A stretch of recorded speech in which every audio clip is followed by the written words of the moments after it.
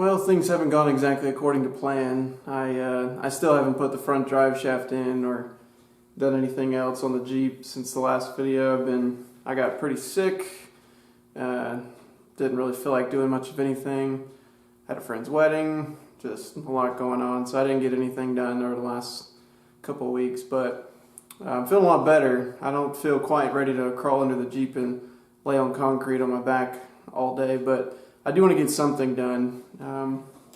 I think today's project is going to be this rear bumper. I've never been a fan of this style of rear bumper. I've never liked two bumpers in general, and I really don't like the way this one sticks out really far and hangs down really low.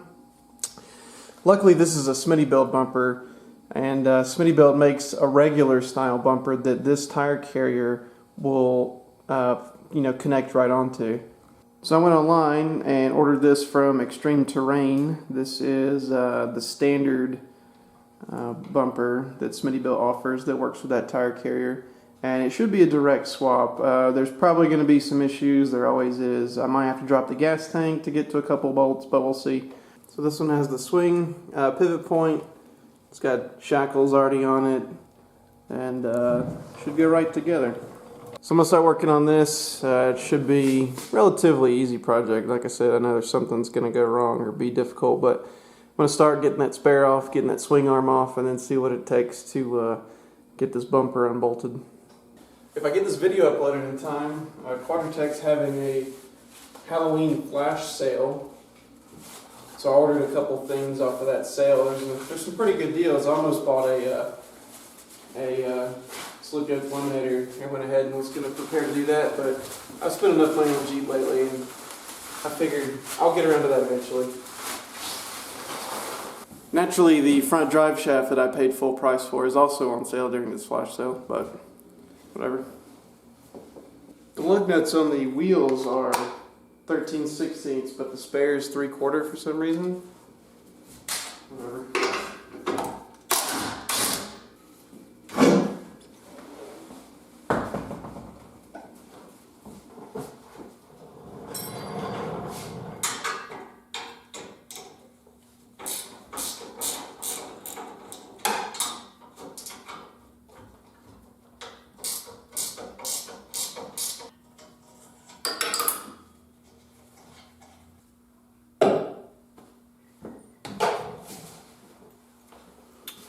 There's a snap ring on top of that.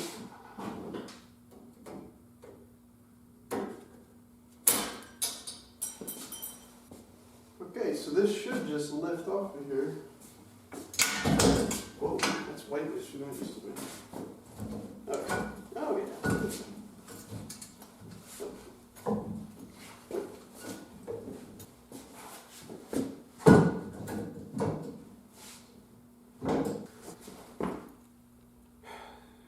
Remember when I said something was going to go wrong?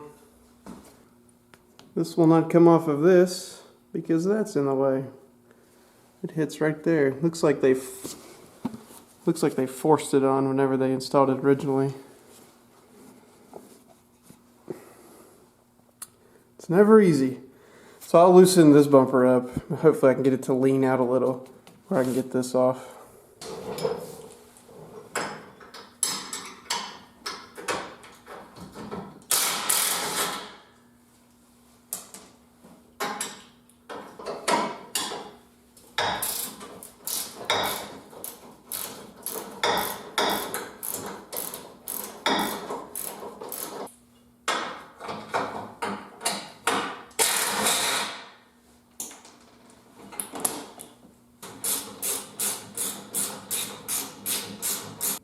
Well, I got the outside 4 out. Those are the easy ones. It looks like I can get to the inside 4, at least enough to loosen them so that I can get that carrier off. So we'll give it a shot.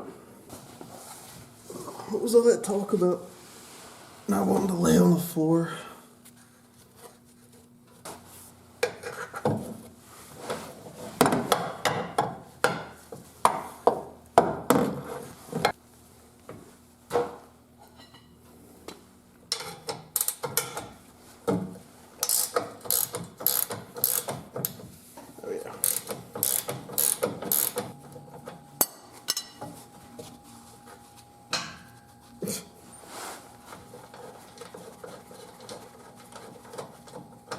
Alright. So it can be done. Just got to do that 3 more times. Got the top 2 on the inside loose. All the other ones are out. All the other 6 are out. So I got it leaned forward slightly and pulled this way just a little bit. So I'm trying to get this carrier off again.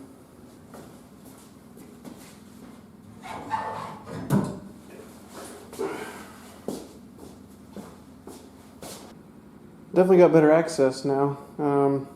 I did notice that the bolts for the bottom of the bumper, these factory bolts that are usually here that hold the little bumperettes on, those bolts are missing, so I'll have to find 2 more. Also, I knew this had a trailer hitch. I didn't realize how bad the wiring was for it, so that's going to need a new plug if I even decide to keep it. I'm obviously not going to be towing anything with this. Okay, let's see if I can get those top 2 bolts out, 1 on each side, and get this monstrosity off of here. I'm starting to think a set of like 60-degree offset wrenches would be perfect for this. I might have to buy some.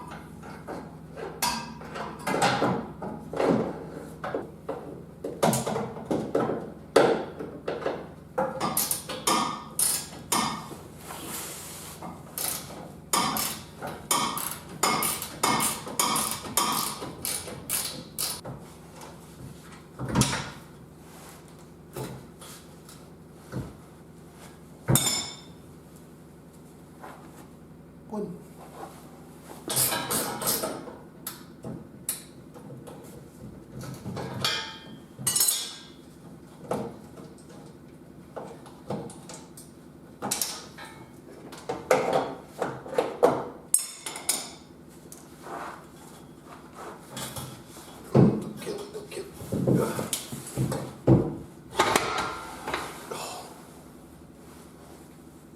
Man, that's heavy.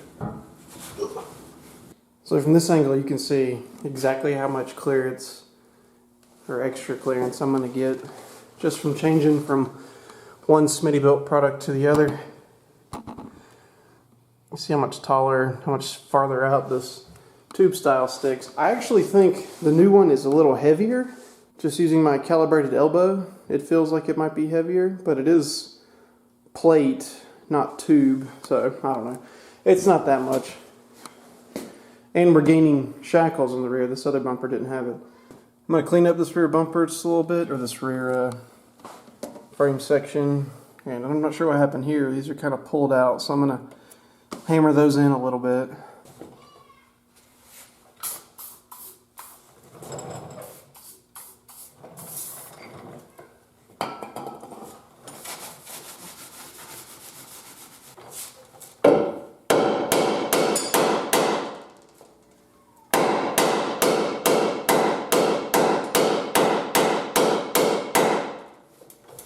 Smittybilt gives you this template to help line up your drill holes if you do need to drill. I don't think YJs need to for this this new style that I've got.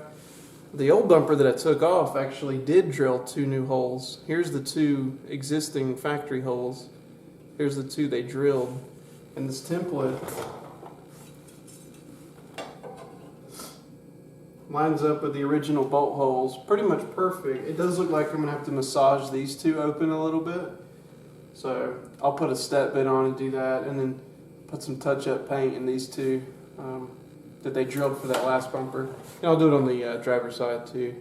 So I was looking for some spare bolts in my random assortment bucket of bolts here that I keep, you know, just extras and spares. And if I take apart something, I throw it in the bucket of bolts. But I found this bag of rusty old bolts. Have no idea where they came from or what I took them out of, but they screw perfect into this factory little bumperette hole right here. So I'm gonna grab 2 of those, clean them up a little bit, probably just soak them in WD-40 for a while, and then put those in.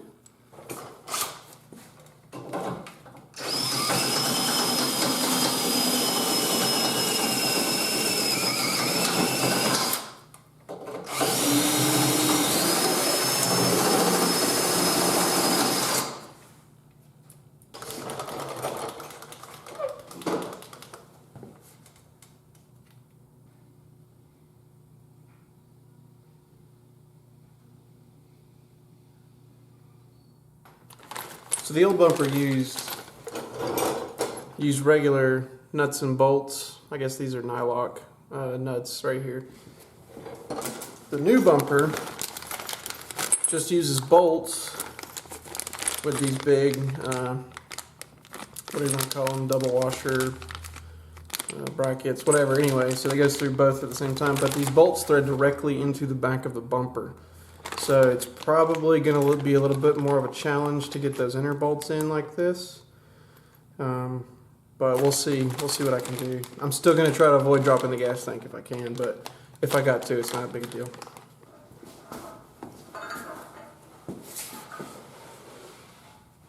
Let's go for the back.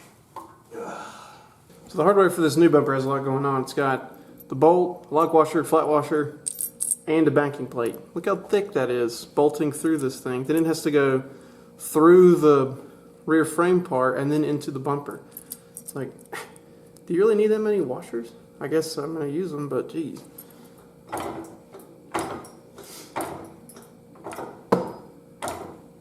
This trailer harness is going to get in the way. The back of this bumper is completely flat, and it's supposed to lay completely flat against this, so that little hole is going to be completely covered. I'm just going to cut this connector off. It's obviously not working anyway. Put some heat shrink on these exposed wires and just tuck it up in there. And if I ever want to use it, or put another trailer wiring harness on it, I know where the wires are.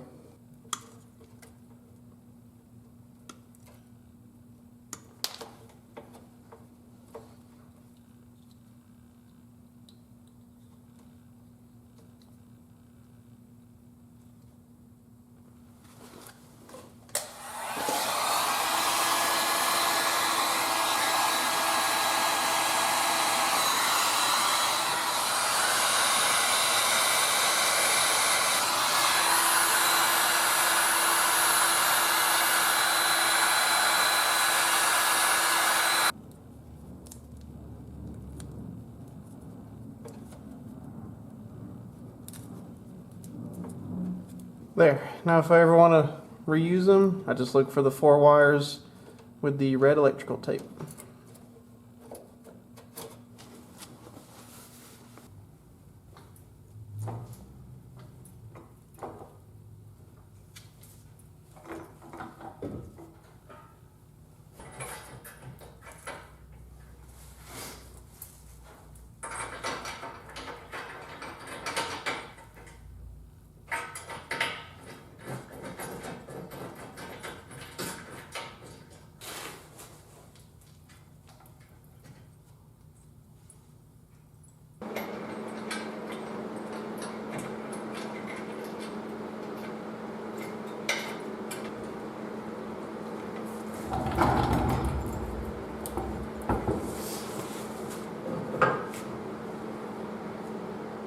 Before I get too far ahead of myself, I'm going to go ahead and put that tire carrier back on. Looks like we're going to have the same fitment issue here. I'm not sure if that's a problem with my Jeep or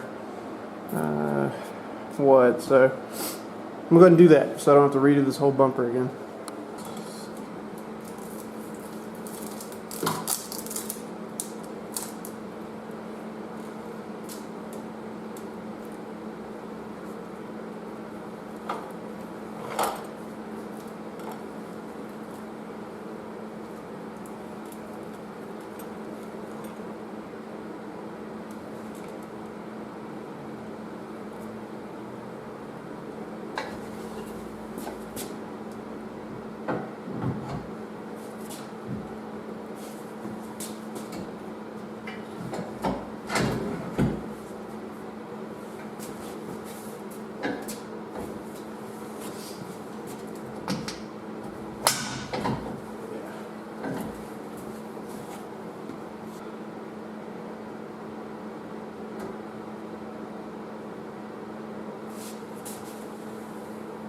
Alright. Finish putting the bolts in.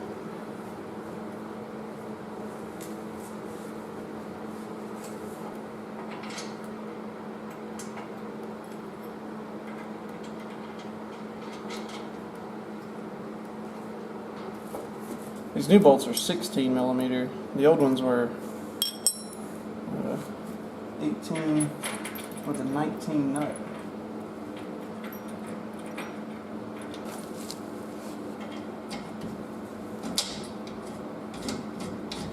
Get the other ones in, I'll tighten those up. While I was working on this, I found another source of rattles. So I've never tightened this up or touched this, so I'm definitely going to hit that with the impact before I put everything together. So that'll help with the noise.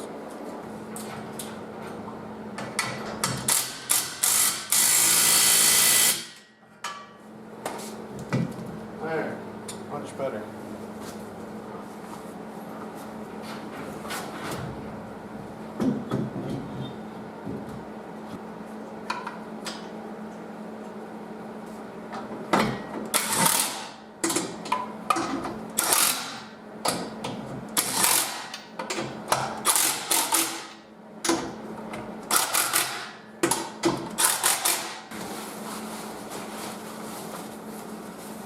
I don't have a full-size spare yet, but I can at least hide this tiny little one.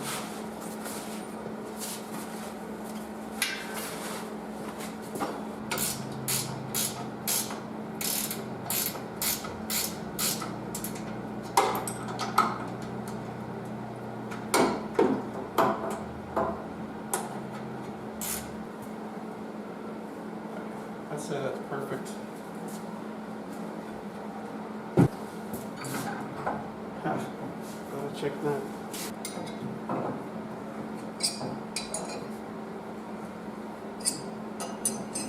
These are very loose.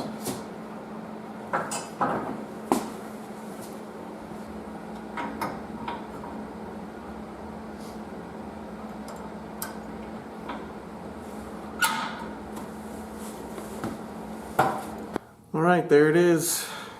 It's on there. It looks a lot better, I think. I thought this was funny there. How do you know you've been working on a YJ? When you need 5 different wrenches to install one thing. So I didn't put the inside bolts in, the 4 inside bolts. I'm going to have to drop the tank. There's just not enough room. I'm not going to do that right now, simply because the tank is full. It's got a full tank of gas. And I am just exhausted. I still don't feel very good. I'm still a little bit sick. So I think I'm going to go get a shower and lay down the rest of the weekend probably.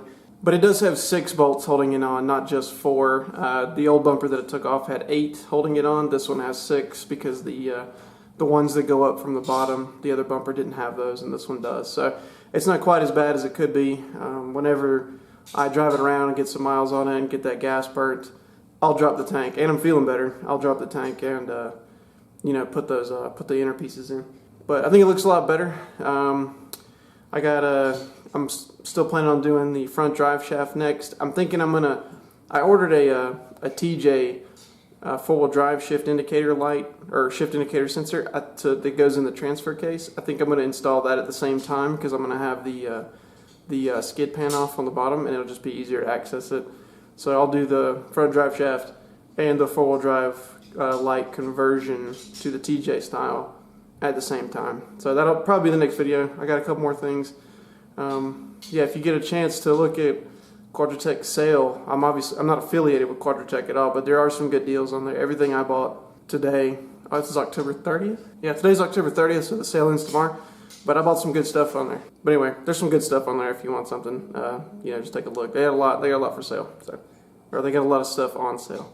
All right, anyway, I'm gonna clean up the shop and go to bed. See ya.